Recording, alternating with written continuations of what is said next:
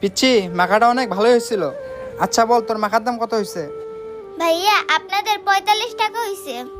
ও আচ্ছা, 45 টাকা। এখানে 50 টাকা আছে।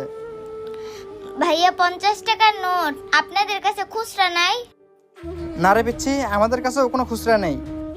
ভাইয়া হইছে কি, সবে মাত্র দোকানটা খুলছে আর একটা কাস্টমার আসছিল, সেও কিনা আমাকে এই কয়েনটা দিয়ে গেছে। দেখেন তো এটা আপনারা চালাইতে পারবেন কিনা। হাই হাই, এটা তুমি কই পাইছো? এটা তো হাঙ্গেরির মুদ্রা।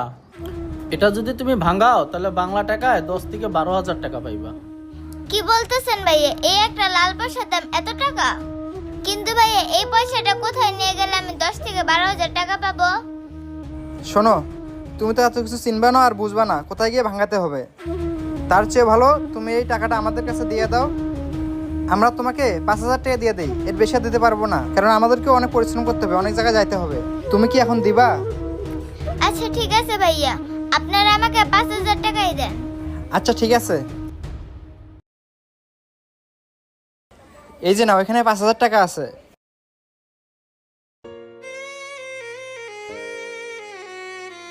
হে আল্লাহ, তোমার কাছে হাজার হাজার শুকরিয়া, তুমি আমাকে কোনো না কোনো ভাবে এতগুলো টাকার ব্যবস্থা করে দিছো। আমিন।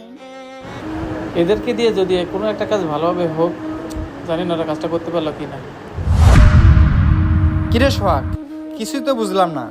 তোর আমরা বন্ধু লাগি, তোকে বললাম একটা টিপ দে, তুই টিপ দিলি না, বললি টাকা সেভিং করবি।